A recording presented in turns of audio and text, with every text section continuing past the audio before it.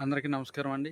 ఏదైతే తాడేపల్లిగూడెంలో రచ్చ media managing director కొన్ని హాస్పిటల్స్‌లో జరుగుతున్నటువంటి అంశాలపై కథనాలు ప్రసారం చేస్తే, ఎవరైతే ఆ యొక్క ఆసుపత్రికి సంబంధించినటువంటి వ్యక్తి రిషి అనేటువంటి వ్యక్తి మీడియా మేనేజింగ్ డైరెక్టర్ ఫోన్ చేసి ఫోన్‌లో బెదిరింపులకు పాల్పడడం ఏదైతే ఉందో దాన్ని తీవ్రంగా ఖండిస్తా ఉన్నాం.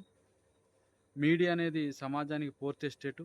ఈ యొక్క ఫోర్త్ ఎస్టేటు సమాజంలో జరిగేటువంటి మంచిని చెప్తుంది. అదేవిధంగా చెడుని కూడా చెప్పేటువంటి బాధ్యత మీడియాకు ఉన్నటువంటి నేపథ్యంలో, ఒక బాధ్యతాయుతమైనటువంటి మీడియా తన పనిని తాను చేస్తుంటే, మీకు నిజంగా అది ఇబ్బందయితే, అసత్య కథనాలైతే, అందులో వాస్తవం లేకపోతే దానికి న్యాయస్థానంలోనే మీరు డిఫమేషన్ చేసుకోవచ్చు. కోర్టులను ఆశ్రయించొచ్చు. దానికి లీగల్‌గా యాక్షన్ తీసుకోవచ్చు. కానీ ఇలాగ మీడియా గొంతు నొక్కేయాలి, మీడియాని అణిచివేయాలనేటువంటి విధానంలో పోవటం అనేది ఏదైతే గత ప్రభుత్వం